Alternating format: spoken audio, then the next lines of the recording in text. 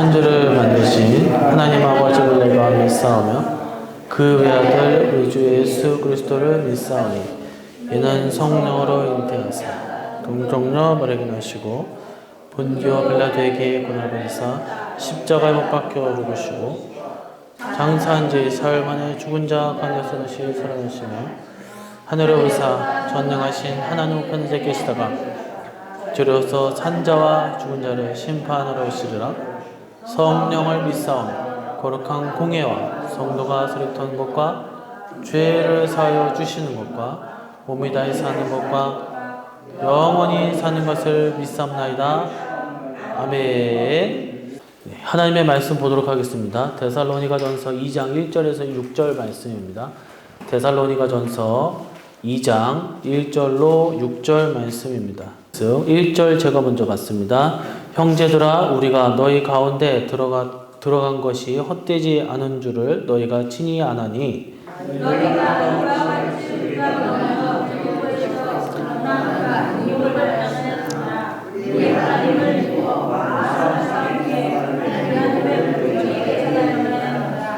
우리의 권면은 간사함이나 부정해서 난 것이 아니요 속임수로 하는 것도 아니라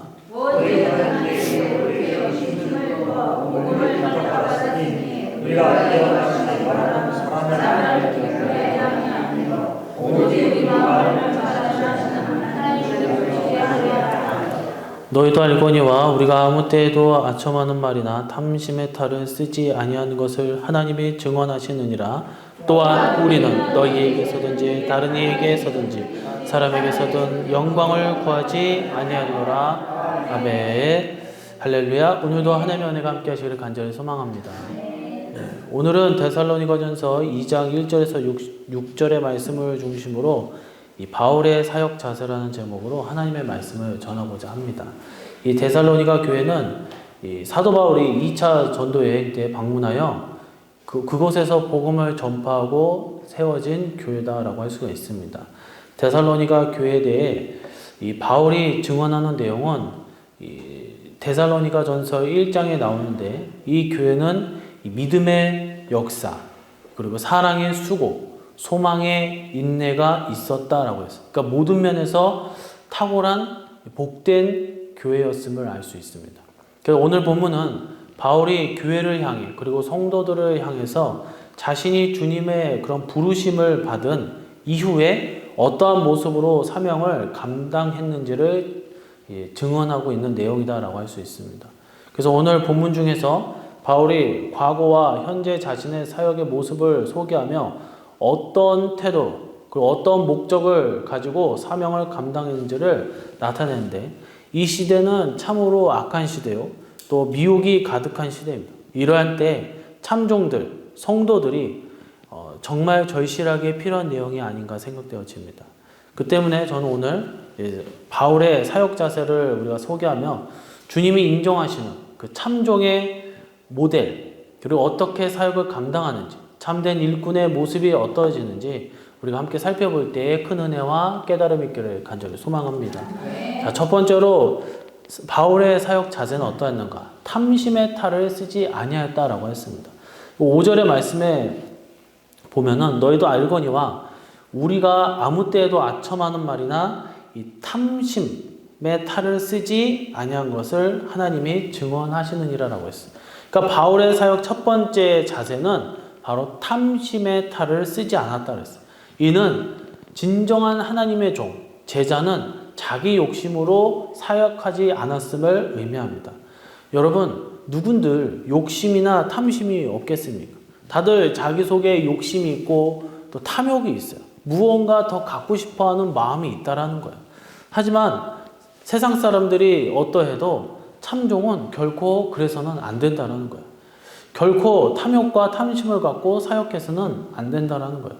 바울은 자기 자신의 모습을 비추어주며 이를 증언하고 있고 또 한편으로는 하나님의 종들은 어떤 경우에도 탐심에 매여서 사명을 감당해서는 안 된다라고 가르치고 있어요. 여기서 탐심으로 번역된 헬라어 원문표는 플레오넥시아라는 단어를 쓰는데 이 플레오넥시아라는 탐욕, 욕심이라는 의미가 있고 그리고 이에 더해 강탈, 그리고 사기의 의미가 있어요. 즉 욕심을 부리고 남의 것을 빼앗고 속여서 취하려는 태도까지 나타내는 표현이다라는 거예요.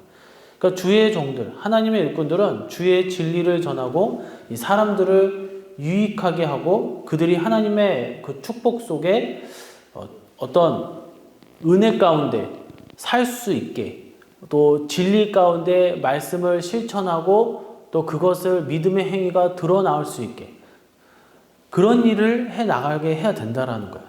그런데 세상 사람들과 다를 바 없는 탐욕을 부리고 수단과 방법을 부리지 않고 욕심을 부리고 타인의 것을 취하고 속이려 하고 그것을 또 용인하는 것, 그건 절대로 안 된다라는 거예요.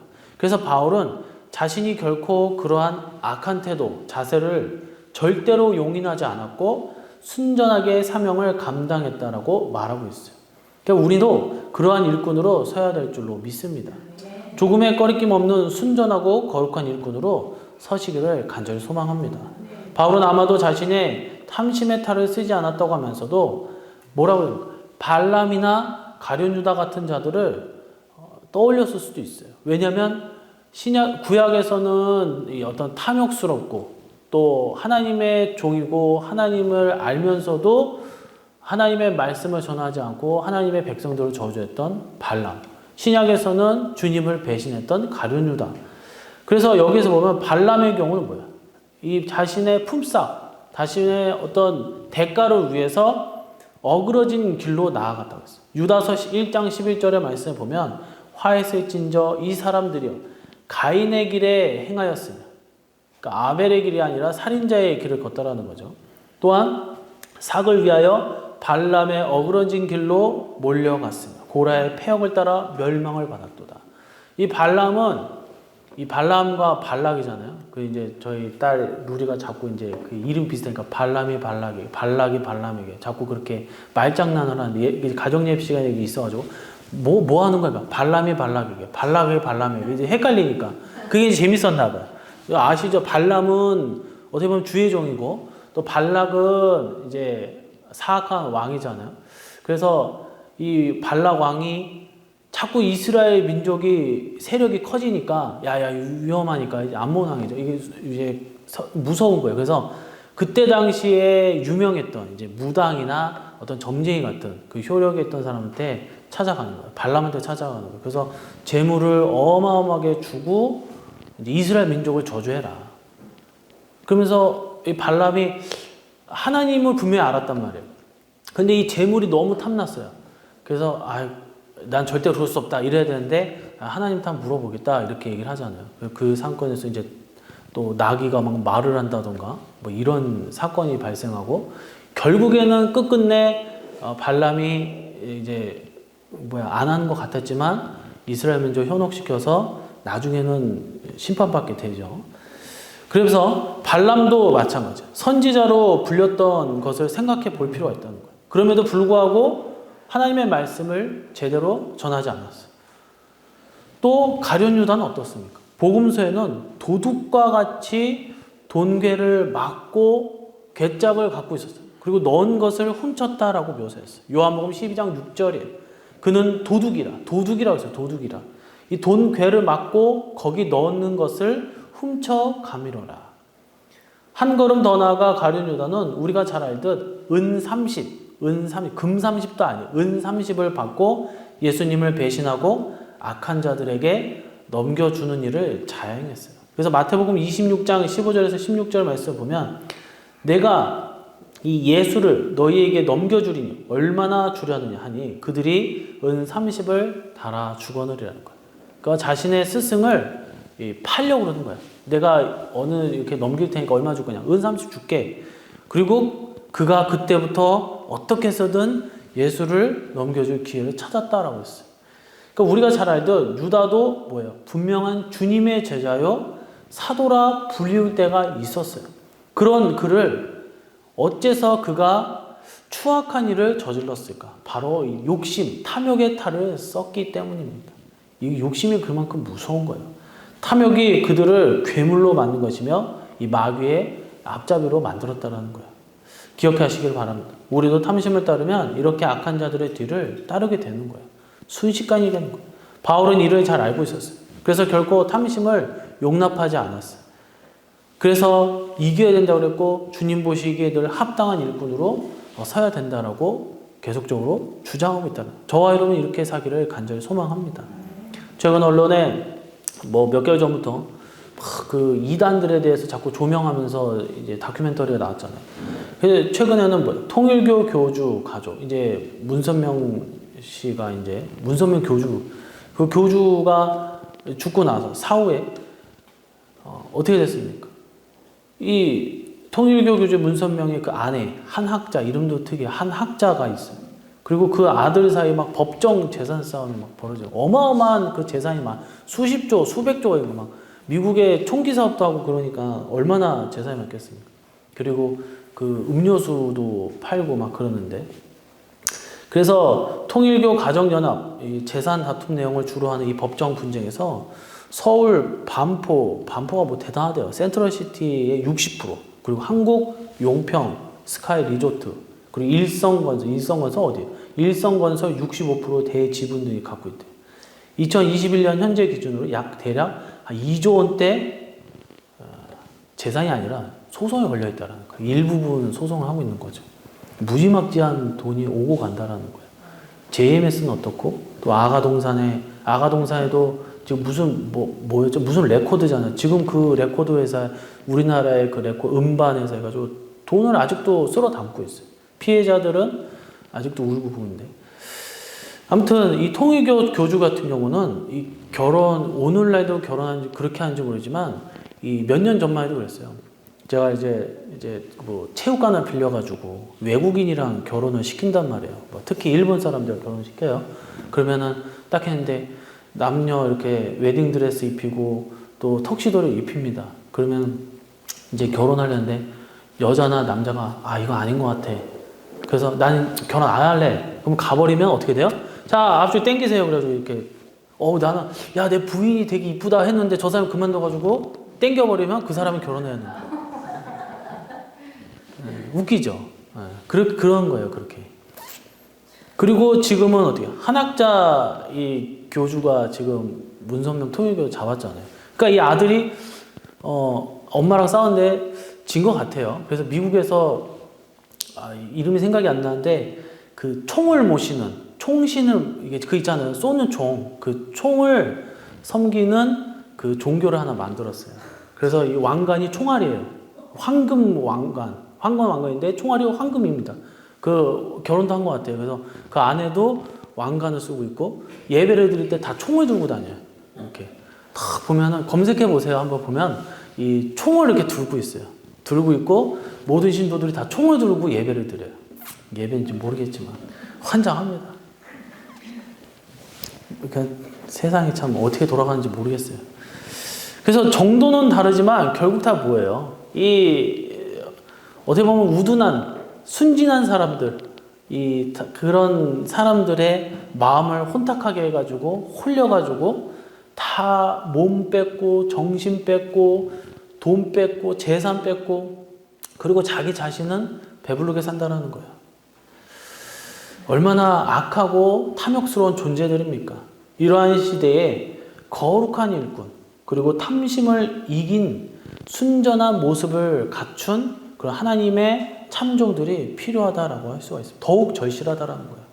그러니 탐심과 타협하거나 탐심에 붙들려 살지 아니한 바울처럼 탐심을 이기고 주님을 위해 순전함으로 이 시대의 사명을 잘 감당하시는 저와 여러분이 되시기를 주님으로 간절히 축원합니다. 두 번째입니다. 사람에게 영광을 구하지 않는다라고 했어요. 6절에 보니까 또한 우리는 너희에게서든지 다른 이에게서든지 사람에게선 영광을 구하지 아니하노라. 바울의 사역의 첫째 모습은 탐심의 탈을 쓰지 않는다고 했어요. 5절이죠. 이는 자기 욕심을 위해 사역하지 않는다라는 거예요. 그리고 두 번째로는 사람에게 영광을 구하지 않는다고 했어요. 이는 세상 영광을 구하지도 않았다라는 거예요. 그래서 첫 번째 탐심과 어떻게 보면 좀 일맥상통하고 또 이어질 수 있는 말인데, 이 사람들이 가진 욕구 중에 다른 사람이 막 인정해주고 자기를 높여주기를 바라는 욕구가 있어요. 인정 욕구, 또 명예욕이 있다라는 거예요. 어떤 이들은 명예를 위해 시간도 돈도 희생하기도 합니다. 그래서 이 욕구는 어쩌면 물질에 대한 욕구보다 더 큰 욕구로 여겨지기도 합니다. 오늘 본문에서 이러한 욕구를 따라 사역하지 않아야 된다라고 바울은 밝히고 있어요.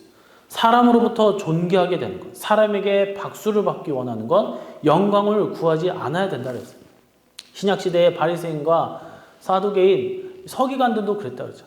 사람들한테 인정을 받으려고 했어요. 내 기도하는 모습, 내 거룩하게 하는 모습, 또한 선한 모습, 이런 것들이 다 사람들 앞에 보여주기 위해서 했다는 거예요. 하나님은 전혀 인정해주지 않았다는 거예요. 하나님 앞에 그렇게 성전에서 제사를 드리고 회개 기도하고 그랬지만 하나님은 받지 않으셨다는 거예요. 사람들도 마찬가지. 어떻게 해서든 세상 지위를 얻기 위해서 애쓰고, 정치인들 인기를 얻기 위해서 평상시에 지금 보세요. 지금 저는 한 번도 뉴스에 지금 막 떡볶이 먹으러 다니고 막 일반 시장 사람들 막 악수하고 다니고 그러지 않잖아요. 언제 다닙니까? 선거 딱 며칠 전에 막 떡볶이, 오뎅 먹고 다니잖아요. 그 다 그런 거예요. 한철. 그런데도 불구하고 시민들도 다 알죠. 알면서도 보다 더 나은 나라를 위해서 뽑는 거예요. 정치인들은 그 자신의 인기가 없으면, 표가 없지 못하면 떨어지는 거예요. 실제로 국회의원이 잘 하다가 떨어지면 거의 폐인이 된다고 그러더라고요. 많은 사람들은 자기를 인정해주고 또 자기를 어떻게 보느냐에 따라서 거기에 연연하고 사는 거예요. 연예인들 보세요. 그리고 뭐 가수들. 많은 사람들은 이름을 높이기 위해서 애쓴다는 거예요. 자신의 이름이 빛나길 위해서 애쓴다는 거예요. 우리는 그런 사람이 아니에요. 바울은 뭐라 했습니까? 오로지 사람의 영광이 아니라 하나님의 영광을 위해, 하나님의 이름, 예수 그리스도의 그 십자가를 드높이기 위해 우리의 삶을 드려야 한다라고 얘기를 하고 있어요. 그것이 참 하나님의 종들, 일꾼들이 가져야 할 모습이라고 얘기하고 있어요. 성경에서 모든 선지자들이 첫째 모델로 제시되는 인물이 바로 모세라 할 수가 있어요. 위대한 인도자고 지도자고 또 선지자예요. 모세는 본래 뭐였습니까? 히브리인이었어요. 히브리인이었지만 하나님의 섭리로 애굽 공주의 아들로 입양되었어요. 당시 애굽 공주로 모세를 기른 여인은 이 하셉수트라는 굉장히 카리스마가 넘치는 공주였습니다. 야심가였어요. 역사적으로 이 여인은 왕으로 어떤 청정이라고 그러죠. 그러니까 대리 통치를 했어요. 어린 파라오가 어리니까 자신의 조카였던 것 같은데 어리니까 자신이 파라오가 돼서 나라를 다스렸어요. 그래서 18조 왕조 5번째 파라오로서 활동을 하는데 이 하셉수트라는 이름은 가장 고귀한 숙녀라는 의미를 담고 있습니다. 그리고 모세는 뭐예요? 어떻게 보면 하셉수트가 이용하기 위해서 자신의 후계자가 본인이 없으니까 자신의 후계자를 만들기 위해서 양자로 고용했다라는 거예요. 그래서 왕위 계승이 가능한 존재였어요. 하지만 하나님의 뜻은 거기에 있지 않았어요. 그때 당시 최강의 제국이었고 모든 문명이 발달된 그리고 우수한 민족이 바로 이집트였고 이집트인이었어요. 그럼에도 불구하고 모세는 공주의 아들이라 칭함을 거절했다라는 거예요. 히브리서 11장 24절의 말씀을 보면 믿음으로 모세는 장성하여 바로의 공주의 아들이라 칭함 받기를 거절하고 라고 했어요. 그는 하나님의 백성들의 고통을 먼저 돌아봤어요. 하나님을 기쁘시게 하는 삶을 살고자 힘썼어요. 이 때문에 그는 세상 모든 이가 부러워할 수 있는 그 자리에서 뛰쳐나왔어요. 사람들의 명성과 영광을 얻을 수 있는 누구나 다 부러워하는 그 자리를 내려놓고 포기했다라는 거예요. 소위 개선문이라는 것이 있어요. 이는 세계 곳곳에 세워져 있어요. 결코 하나가 아니죠. 가장 유명한 개선문은 로마에 있는 이 콘스탄티누스 개선문이 이는 로마 황제의 승리, 환영식을 위해 지어졌다라는 거예요. 또 파리에 보면은 이제 에투알 개선문이라는 곳이 있는데 프랑스 혁명, 나폴레옹 전쟁 시기의 개선문이에요. 그러니까 승리하면 그걸 짓는 거예요. 그냥. 그러면서 거기에 이제 지나가면서 막 환호하면서 이제 그래서 이 외에도 여러 대륙, 여러 나라의 개선문들이 지어져 있는데 이러한 개선문들을 짓고 그리로 통과하는 것은 두말할 나위 없이 뭐예요? 승리자의 모습, 지도자의 모습, 성공한 자의 모습이에요. 세상 영광을 누구에게나 일반인이 다 갖는 것이 아니라 그 한 사람이 집중 조명을 받는 거예요. 하지만 이 모든 것은 잠시 잠깐이고 허망하고 허무하며 헛된 사람의 영광이라는 거예요. 많은 사람들이 썩어 없어질 것에 그것을 움켜쥐기 위해서 그것만 바라보고 내 모든 세월을 다 허비해요. 하지만 그 사람들이 갖고자 하는 명예, 영광, 그것을 목숨을 걸기도 하지만 또 심지어 다른 사람을 죽이면서 짓밟기도 하지만 다 아무 소용 없다라는 거예요. 하나님의 종들, 하나님의 백성들은 결코 그래서는 안 된다라는 거예요. 썩어 없어질 그런 세상의 영광이 아닌 정말 영원한 그 하나님의 영광을 구하기 위해 자기 이름이 아닌 하나님의 이름, 예수님을 존귀하게 하는 삶을 사시기를 간절히 소망합니다. 바울처럼, 모세처럼 정말 그 모든 것을 내려놓고 오로지 그들이 관심 가졌던 하나님을 위해서 살고 수고하고 헌신해야 될 줄로 믿습니다. 세 번째입니다. 하나님을 기쁘게 하려 했다라는 것을. 바울의 자세, 사역의 자세. 첫 번째는 탐심의 탈을 쓰지 아니했다 그랬어요. 자기 욕심을 위해 사역하지 않았다라는 거예요. 두 번째는 사람에게 영광을 구하지 않았다라는 거예요. 세상 영광을 바라보지 않았다라는 거예요. 그리고 마지막 세 번째, 4절에 보니까 오직 하나님께 옳게 여기심을 입어 복음을 위탁받았으니 우리가 이와 같이 말하면 사람을 기쁘게 하려 함이 아니요 오직 우리 마음을 감찰하시는 하나님을 기쁘시게 하려 함이라. 마지막 세 번째는 하나님을 기쁘게 하려는 그런 삶을 보여줬다라는 거예요. 말 그대로 하나님을 기쁘시게 하려는 자세로 사명을 감당했다라는 거죠. 바울의 사역의 자세를 보면 세상이 추구하는 것과 정반대의 모습으로 일하는 것을 볼 수 있어요. 세상에서 사람들은 저마다 자기 욕심, 탐심, 그것을 채우고자 혈안이 되어 있어요. 그러면서 다른 사람들이 자기를 높여주기를 바라고 있어요. 또 개인적으로 자기 스스로 괴로움을 당하거나 힘든 일을 만나는 것보다 스스로 즐겁게 살고자 힘쓰고 있다는 거예요. 흔히 말해서 엔조이, 그것이 사람이 추구하는 것이야. 하지만 바울은 뭐야? 자기를 기쁘게 하고자 사역을 감당하지 않았어요. 그는 오로지 하나님의 기쁨을 위해 헌신하고 수고했다라는 거예요. 여기서 기쁘시게 하려로 번역된 원문 표현은 아레스코라는 단어를 쓰는데 이 단어는 호의를 갖다, 기쁘게 하려고 애쓰다라는 의미가 있어요. 거기에 대해 긍정적 관계를 세우다, 화해하다라는 의미가 있어요. 즉 바울은 하나님을 너무 사랑하고 예수님을 또 그 자체로 기뻐하였고 하나님을 기쁘게 하려고 애를 썼다라는 거예요. 하나님과 더 나은 관계를 세우기 위해서 애썼고 하나님과 하나가 되고자 늘 애썼다라는 거예요. 자기 혼자 기쁘고 사람들이 기뻐하는 것을 추구하지 않았어요. 하나님이 무엇을 기뻐하는지를 염두에 두고 늘 그것을 고민하고 시행했다라는 거예요. 이것이 참 하나님의 종들, 하나님의 일꾼들이 늘 마음판에 기록하며 살아가야 될 줄로 믿습니다. 우리도 바울처럼 하나님의 기쁨, 예수님께서 선하게 여기시는 일에 마음을 두고 사명을 감당해야 된다는 거예요. 성경에 기록된 믿음의 사람들은 한결같이 하나님의 기대, 하나님의 기쁨에 마음을 두고 살았음을 알 수 있어요. 모세도 마찬가지였고 또 요셉도 마찬가지였고 다윗도 마찬가지였어요. 그들이 두려워했던 것은 돈이 없어서 적군이 많아서 내가 자리에서 내려올까 그것이 중요하지 않았어요. 하나님은 나를 떠날까 봐, 나와 함께하지 아니할까 봐 늘 그것을 놓고 전전긍긍했다라는 거예요. 믿음의 용사이자 메시아의 조상이며 예표인 다윗은 하나님의 마음에 맞는 사람이라고 하였어요.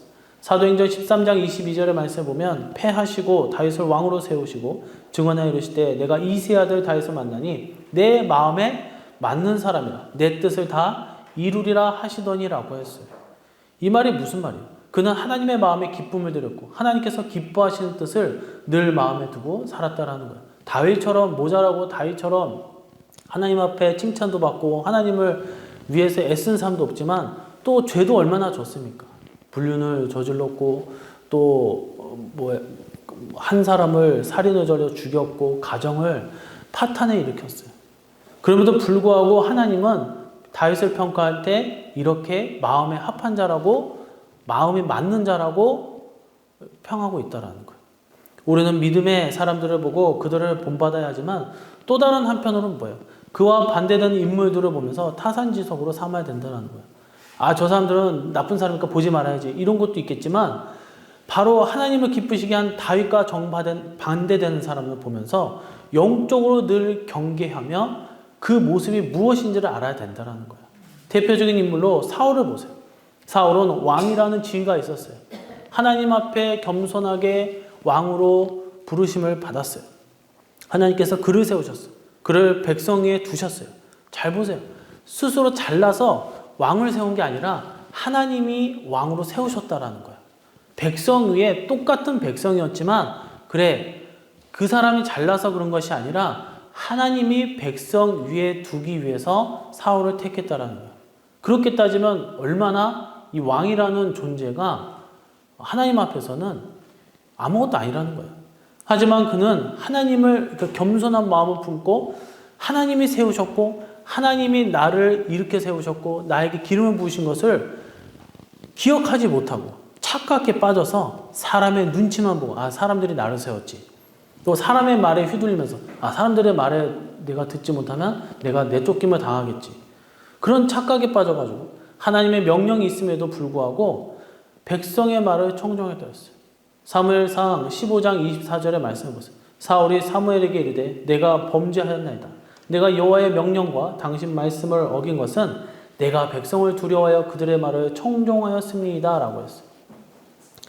우리는 어떻습니까? 다윗과 같은 모습입니까? 아니면 사울과 같은 모습입니까? 하나님을 기쁘시게 하는 삶을 사는 그런 올바른 일꾼들이 되시기를 간절히 소망합니다. 그리스도인을 칭하는 여러 명칭 중 우리가 잊지 말아야 할 것은 바로 그리스도의 신부, 어린 양의 아내라는 거예요. 만약 어느 남편이 다른 남자, 다른 여자, 다른 사람을 기쁘게 하고 남편은 무시하고 아내를 억압하고 이런 모습을 보면 이것이 좋은 모습이겠습니까? 결코 있을 수 없고 용납할 수 없어요. 신랑에게, 남편에게, 그리고 아내에게, 부인에게 기쁨의 대상이 되어야 되고 늘 웃음을 짓게 해주려고 애써야 된다는 거예요. 바울은 이런 마음을 품고 하나님을, 예수님을 섬기며 복음을 전파했습니다. 목회했다라는 거예요. 하나님을 어떻게 하면 기쁘시게 할까? 예수님을 어떻게 하면 기쁘시게 하며 또 어떻게 하면 내가 더 복음을 위해서 애쓸까? 하늘의 영광을 어떻게 드러내며 살아갈 수 있을까? 몸부림쳤다라는 거예요. 우리도 이를 최고의 목적으로 삼고 행하는 참된 종들, 참된 일꾼들이 되시기를 간절히 소망합니다. 이제 말씀 맺도록 하겠습니다. 바울의 사역의 자세가 어떠한지를 우리는 지금껏 살펴보았습니다. 바울의 자세 첫 번째는 뭐예요? 탐심의 탈을 쓰지 않았다 그랬어요. 욕심을 부리지 않았다는 거예요. 두 번째는 사람에게 영광을 구하지 않았다. 사람에게 인정을 받으며 명예욕에 빠지지 않았다는 거예요. 그리고 마지막 세 번째로 하나님을 기쁘게 하려 했다는 거예요. 이는 말 그대로 하나님만 생각하고 하나님의 영광을 위해서 기쁘시게 하려는 자세로 사명을 감당했다라는 것입니다. 이 시대는 어지러운 시대예요. 종말의 시대, 어둠이 깔려있고 악한 이들과 또 마귀의 흉계, 거기에 많은 사람들이 휘둘리는 시대예요. 참된 종들, 참된 일꾼들을 찾기 어려운 시대입니다.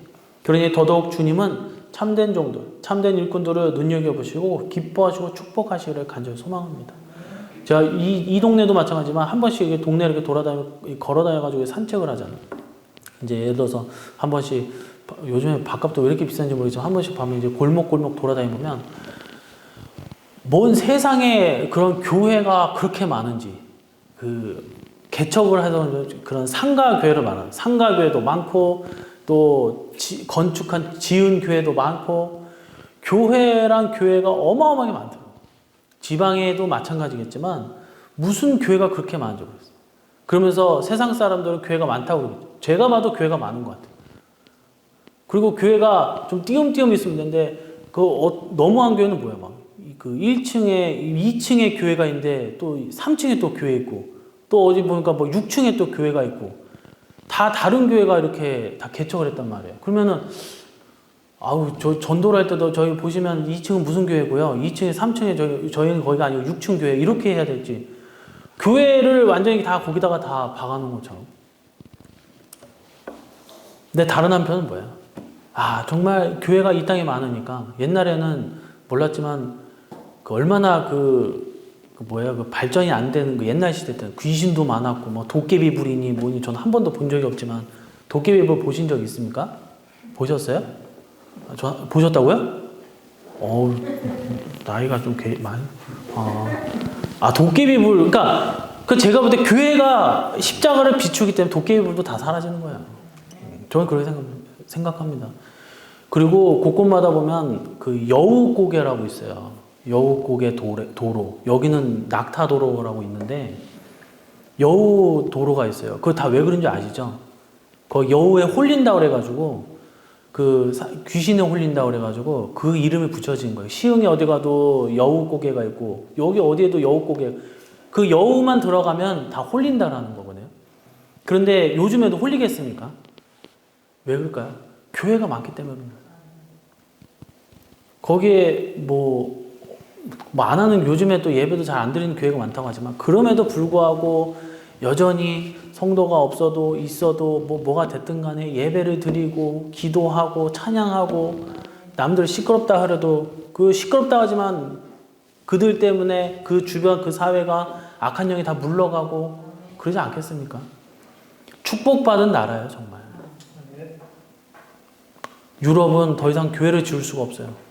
그 교회에서 새 교회, 내 교회가 다 돌아가면서 교회도 잘 지었잖아요. 그래서 돌아가면서 이제 예배를 드리기도 하지만 우리나라 보세요. 십자가가 얼마나 많습니까? 한 건물에 3개, 4개가 있는 경우도 있어요. 이 땅에 참된 종들이 많다라는 거예요. 귀한 종들이에요. 귀한 성도들이에요. 귀한 성전이에요. 그런 가운데 하나님께서 이 어두운 시대에 많은 그 십자가의 불로 말미암아 악한 영이 물러간다라는 거예요. 그 가운데 빛과 소금의 정체성을 품고 그 많은 교회들 가운데 그 중에 우리 일사원교회, 그 중에 또 우리 성도님들, 주님의 자녀들이 정말 참된 종들, 일꾼으로서 바울과 같은 그 사명을 잘 감당하시기를 주님의 이름으로 간절히 축원해 드립니다. 기도하도록 하겠습니다. 오늘은 바울의 사역의 자세란 제목으로 바울이 어떻게 사역했는지, 어떻게 임하였는지 우리가 살펴보았습니다. 우리 역시 바울과 같은 사명자입니다. 바울과 같이 이 시대 속에서 참된 일꾼이 되게 하시어 선하고 바르게 쓰임받게 하시고 성령 충만함으로 성령의 열매를 맺어 주님을 더욱더 기쁘시게 하는 우리 성도들 그리고 교회가 되게 하시어 그 가운데 이 지역의 복음을 전파할 때에 빈자리가 채워져 부흥의 역사함과 더불어 재정도 차고 넘쳐 주실 때에 부족한 것을 채우고 하나님의 사명을 더욱더 극대화하며 감당할 수 있는 우리 교회, 우리 성도님들, 우리 직분자들 되게 하여 주옵시고 담임 목사님에서 주여 삼창 부르시고 말씀 생각하면서 기도하도록 이제는 하겠습니다. 우리를 위해 십자가 피 흘리시고 우리를 구원해 주시고 또한 전능하신 성부 하나님의 부르심으로 우리를 위해 희생하시고 사랑과 가르침을 주신 예수 그리스도의 헌신과 또한 전능하신 성부 하나님의 사랑과 계획하심 또 내주하시고 우리를 거룩한 길로 인도해 주시는 성령님의 인도하심으로 이 마지막 시대 속에서 참된 일꾼으로 바울과 같이 탐심과 또한 욕심을 버리고 세상의 영광을 신경 쓰지 아니하며 오로지 하나님을 기쁘시게 하는 이 시대의 참된 능력의 종들이 될 수 있도록 인도하시고 늘 영적으로 승리하는 축복의 은혜와 육적으로도 건강과 육의 삶 속에 축복이 형통함이 역사 평화가 우리 성도들의 머리 위에 그리고 가정과 교회 더 나아가 사업과 우리 주변 이 사회까지 영원토록 함께 있을지어다. 아멘.